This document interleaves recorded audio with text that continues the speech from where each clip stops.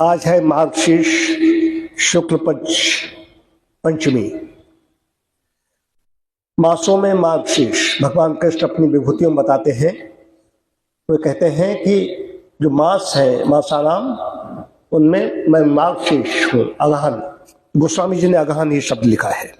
आज विवाह पंचमी है, भगवान राम और सीता का विवाह आज ही शुभ मुहूर्त में हुआ था। गोस्वामी जी लिखते हैं, मंगल मूल लगन दिन आवा, हिम ऋतु अगहन मास सुहावा, ग्रह तिथि नखत जोग बरबारो, लगन सोधि विधि कीन विचारो। मंगलों का मूल लग्न का दिन आ गया। हेमंत ऋतु चल रही, शरद गई, हेमंत आई, और सुहावना अगहन का महीना था। ग्रह तिथि नक्षत्र योग और बार श्रेष्ठ थे। लग्न मुहूर्त शोध कर ब्रह्मा जी ने उस पर विचार किया। ये गोस्वामी जी का है। तो गोस्वामी जी ने इस पर विशद दिया है, कहाँ कहाँ कैसे कैसे, कहीं सखियों का भी सबका बड़ा किया है। लेकिन जो विवाह हो गया है उसके बाद में छंद है, बैठे बरासन राम जानकी मुदित मन दशरथ भय, तन पुलक पुनि पुनि देखी अपने सुकृत सुर तरु फल नए, भूरि भुवन रहा उछाहु राम विबाहु भास बही कहा, यही भांति बर निसराति रचना एक यहु मंगलु महा। श्री राम जी और जानकी जी श्रेष्ठ आसन पर बैठे। उन्हें देखकर दशरथ जी मन में बहुत आनंदित हुए। अपने सुखद रूपी कल्प वृक्ष में नए फल आए देखकर उनका शरीर बार बार पुलकित हो रहा है। 14 भुवनों में उत्साह भर गया। सबने कहा कि श्री रामचंद्र जी का विवाह हो गया है।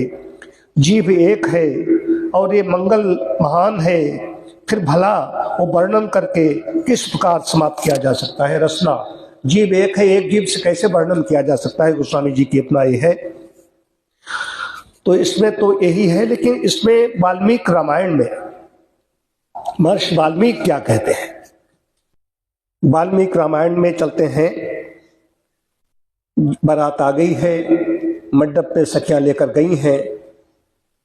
इसमें वर्णन किया है, स्वामी राघवाचार्य जी महाराज हैं,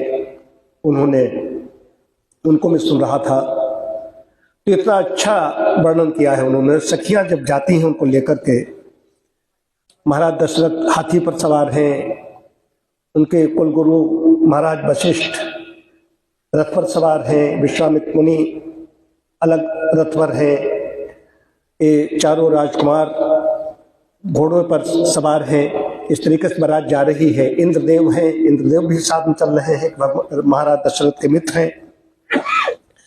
तो उसका सखियों को जो उन्होंने आनंद दिया है, उनको मैं सुना था स्वामी जी को, कि सखी किस तरीके से कह रही हैं। तो दूल्हा जब जाते हैं, हम सब जब देखते हैं बारात में दूल्हा जाता है, उसकी कुछ स्टाइल अलग ही होती चलने की, न धीरे चलेगा न तेज चलेगा, बीच का लोग देख रहे हैं।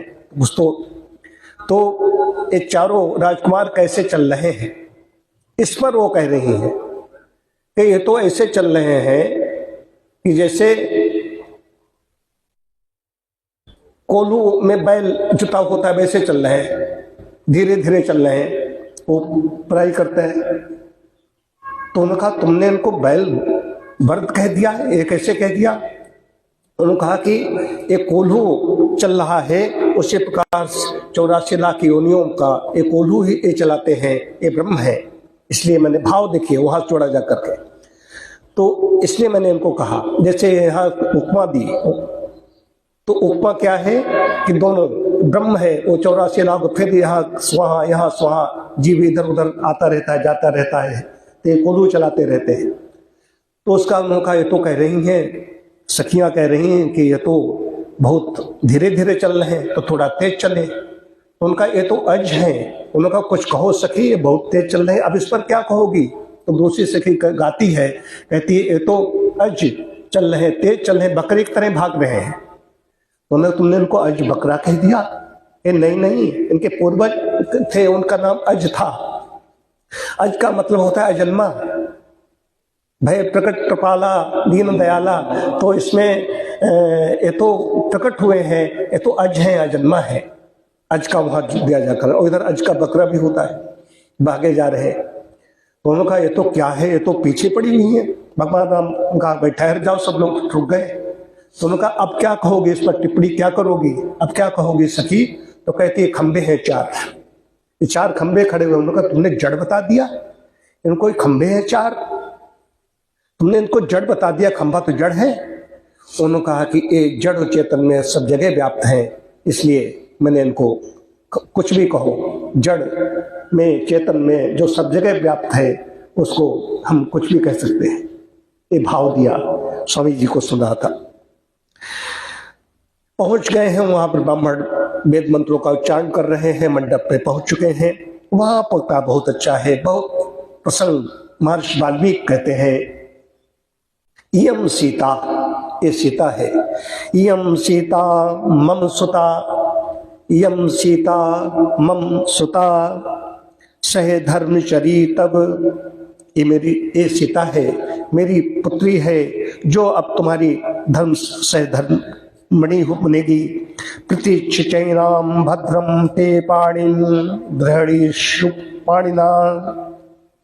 हे रघुनंदन, मेरी पुत्री सीता को से धर्मणी के रूप में स्वीकार कीजिए, इसका हाथ अपने हाथ में लीजिए।